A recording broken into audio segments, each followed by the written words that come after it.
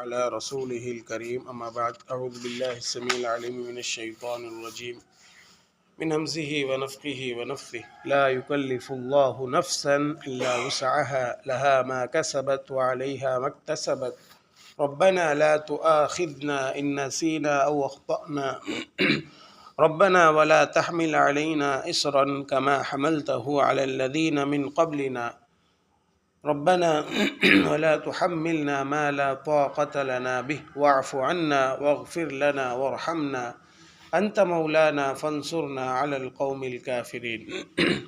محترم بھائیو، ابھی بھی آپ کے سامنے سورۃ البقرہ سورت نمبر 2 کی آیت نمبر 280 پر 6 تلاوت کی گئی ہے۔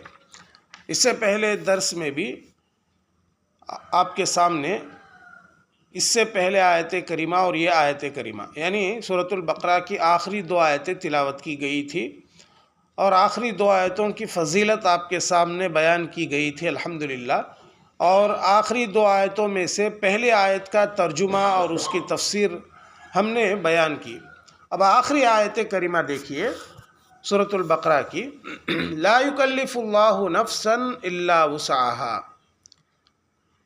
اس سے پہلے درس میں اس آیت کریمہ کا ترجمہ ہم نے آپ کے سامنے بیان کیا تھا کہ اللہ کسی کو اس کی برداشت سے بڑھ کر تکلیف نہیں دیتا۔ کسی شخص نے جو نیکی کمائی اس کا پھل اسی کے لیے ہے، اور جو اس نے برائی کمائی اس کا وبال اسی پر ہے۔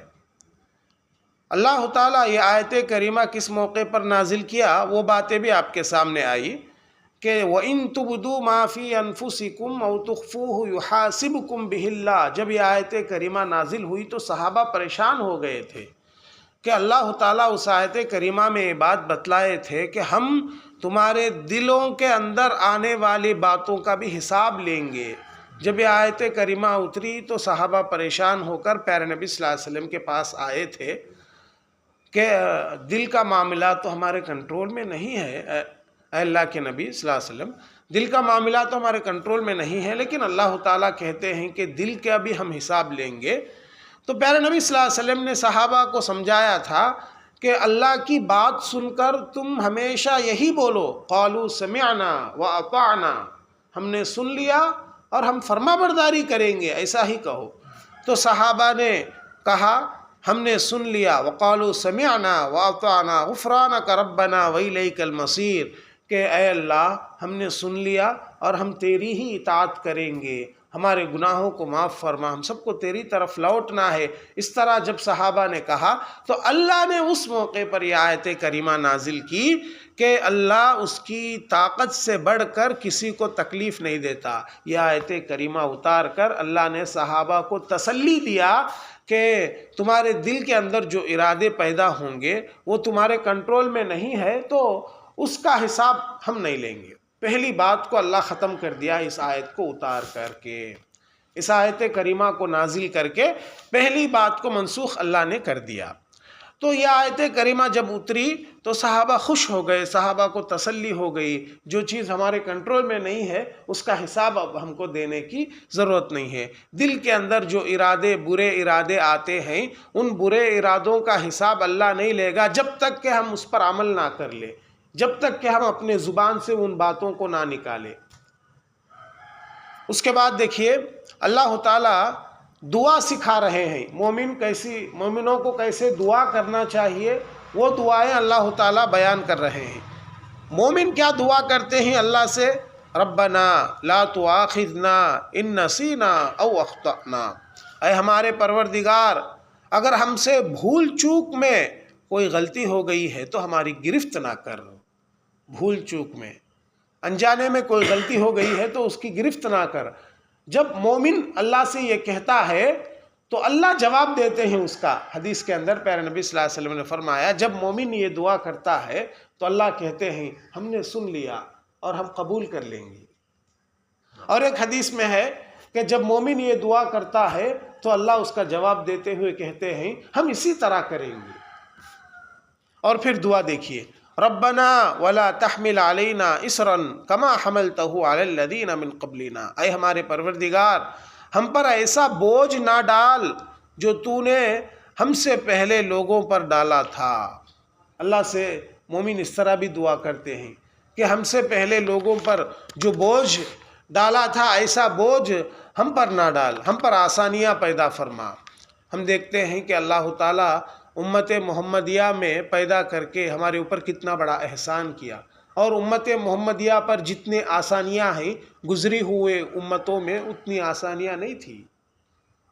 اس سے پہلے امتوں کے اندر یہ قانون تھا، یہ شریعت تھی کہ اگر آپ کے کپڑوں پر گندگی لگ جاتی تو کپڑے کو اتنے دور تک کاٹ کر کے پھینک دینا تھا۔ پانی سے پوچھے تو ختم نہیں ہوتا، مٹی سے پوچھے تو ختم نہیں ہوتا، گندگی جہاں لگتی اتنے دور کو کپڑا کاٹ کر کے پھینک دینا، یہ شریعت تھی۔ لیکن امت محمدیہ میں اللہ نے کیا کہا، اللہ نے کیا کیا، امت محمدیہ میں اللہ نے آسانیاں رکھ دی کہ اگر آپ کو گندگی لگتی ہے تو وہ گندگی کی جگہ پر پانی سے یا مٹی سے آپ پوچھ لیں گے، صاف کر لیں گے تو کپڑا صاف ہو جائے گا آپ کا۔ اس طرح امت محمدیہ میں اللہ نے آسانیاں پیدا کر دی۔ ایک مثال میں نے آپ کے سامنے دی ہے، اور بھی بہت ساری باتیں ہیں جس سے معلوم ہوتا ہے کہ اللہ نے امت محمدیہ میں بہت سارے آسانیاں رکھا ہے۔ تو مومن اللہ سے وہی دعا کرتے ہیں، اے ہمارے رب کہ ہم پر ایسا بوجھ نہ ڈال جو تو نے ہم سے پہلے لوگوں پر ڈالا تھا۔ تو اس کے جواب میں بھی اللہ تعالیٰ کہتے ہیں ہم نے سن لیا اور ہم قبول کر لیں گے، اور دوسرے حدیث کے مطابق اللہ کہتے ہیں ہم اسی طرح کریں گے۔ اچھا، پھر مومن اللہ سے کیا دعا کرتے ہیں، ربنا ولا تحملنا ما لا طاقت لنا بہ، اے ہمارے پروردگار جس بوجھ کو اٹھانے کی ہم میں طاقت نہیں وہ ہم سے نہ اٹھوا، یعنی جتنی طاقت ہمارے پاس ہے اتنا ہی ہم سے حساب لے، اتنا ہی ہمارے اوپر بوجھ ڈال۔ ہم مومن کو یہ دعا کرنا چاہیے، ہم مومنوں کو، مسلمانوں کو یہ دعا کرتے رہنا چاہیے، جتنی طاقت ہمارے اوپر ہے اتنا ہی بوجھ ہمارے اوپر ڈال۔ اس کے جواب میں بھی اللہ تعالیٰ کہتے ہیں کہ ہم نے سن لیا، ہم قبول کر لیں گے، اور دوسرے حدیث کے مطابق ہم اسی طرح کریں گے۔ اور پھر مومن اللہ سے کیا دعا کرتے ہیں، واعف عنا، اے ہمارے پروردگار ہم کو بخش دے۔ واعف عنا یعنی تیرے اور ہمارے درمیان جو غلطیاں ہو گئی ہیں اس کو معاف کر دے۔ واغفر لنا، ہم پر واعف عنا ہم سے درگزر فرما، یعنی تیرے اور ہمارے درمیان جو گناہ ہو گئی ہیں اس کو معاف فرما۔ واغفر لنا ہمیں بخش دے، یعنی میرے اور تیرے بندوں کے درمیان، میرے اور تیرے بندوں کے درمیان جو گناہ ہم سے ہو گئے ہیں اس کو بھی معاف فرما۔ وارحمنا، ہم پر رحم فرما، یعنی آئندہ آخرت کے دن ہم پر رحم فرما۔ فیوچر کے بارے میں مومن اللہ سے دعا کر رہے ہیں، ہم پر رحم فرما۔ محترم بھائیو، یہاں پر علامہ ابن کثیر رحمہ اللہ نے ایک بات ذکر کی ہے کہ علماء کے قول کو انہوں نے ذکر کیا ہے کہ علماء نے کہا کہ گناہ گار کو 3 چیزوں کی ضرورت ہوتی ہے۔ جب بھی غلطی ہوتی ہے، غلطی کرنے والے سے، گناہ کرنے والوں سے گناہ ہوتا ہے تو اسے 3 چیزوں کی ضرورت ہوتی ہے۔ ایک، اس کے اور اللہ کے مابین جو ہے اللہ اسے معاف فرما دے، یعنی غلطی کرنے کے بعد غلطی کا احساس جب اسے ہوتا ہے، گناہ کا احساس جب ہوتا ہے، وہ 3 چیزوں کو چاہتا ہے۔ سب سے پہلی چیز، اللہ اور اس کے درمیان جو گناہ ہو گئے ہیں اللہ اس کے معاف کر دے۔ حقوق اللہ، نماز کو چھوڑ دیا، روزے کو چھوڑ دیا، اللہ کے جو حق تھا وہ حق ادا نہیں کیا، تو اس کے دل میں گناہ کا احساس ہو گیا تو فوراً چاہتا ہے کہ حقوق اللہ میں جو کوتاہی مجھ سے ہو گئی اللہ اس کو معاف کر دینا۔ دوسری چیز کیا چاہتا ہے گنہگار، بندوں سے اسے چھپائے اور ان میں اسے ذلیل اور رسوا نہ کرے، یعنی میں گناہ کر لیا ہوں، غلطی کر لیا ہوں، اب گناہ کا احساس ہو گیا مجھے، اب میرا دل کیا چاہتا ہے، مجھ سے جو غلطی ہو گئی ہے، گناہ ہو گیا ہے، بندوں کے سامنے یہ غلطی نہیں آنا، بندوں کے سامنے اس غلطی کی وجہ سے میں رسوا نہیں ہونا، یہ چیز۔ اور تیسری چیز کیا چاہتا ہے بندہ، وہ آئندہ اسے بچائے رکھنا، آئندہ اسے بچائے رکھنا، یعنی غلطی ہو گئی ہے، گناہ ہو گیا ہے، گناہ کا احساس ہو گیا ہے، تو گناہ کا احساس ہونے والے کے دل میں خیال آتا ہے آج میں غلطی کر لیا ہوں، آج میں گناہ کر لیا ہوں، آئندہ مجھ سے یہ گناہ نہیں ہونا، آئندہ مجھ سے یہ غلطی نہیں ہونا۔ یہ تین چیزیں جو ہے، یہ گنہگار کو جب گناہ کا احساس ہوتا ہے وہ تین چیزیں اس کے دل میں آ جاتی ہیں۔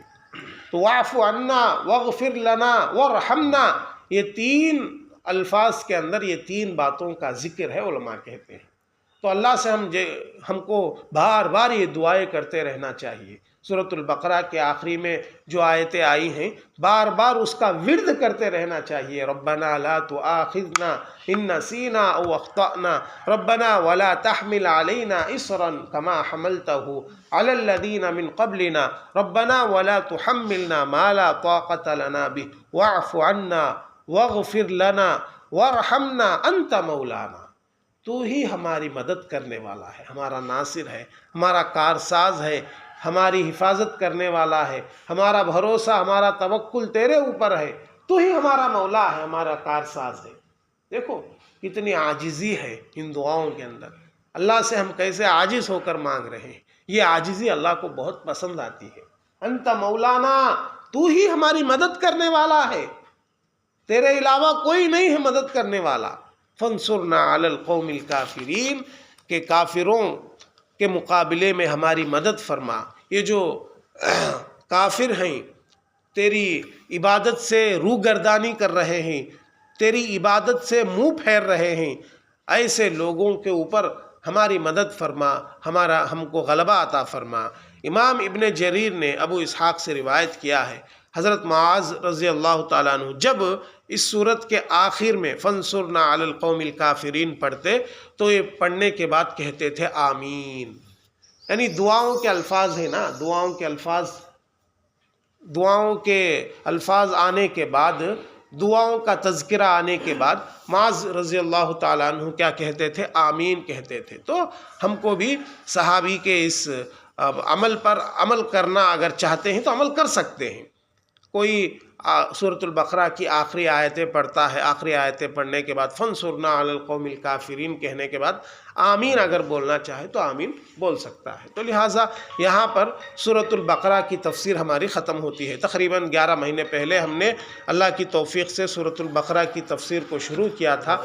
آج یہ تفسیر ختم ہوتی ہے۔ اللہ کی توفیق اور اس کی مدد سے ہم نے سورۃ البقرہ کی تفسیر کو ختم کیا۔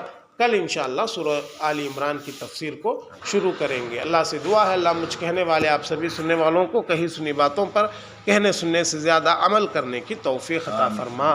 اللہ ہم کو جب تک اس دنیا میں باقی رکھ، ایمان کے حالت میں باقی رکھ، جب ہم کو اس دنیا سے لے لے تو بھی ایمان کے حالت میں لے لے۔ آمین یا رب العالمین۔ وآخر دعوانا الحمد للہ رب العالمین۔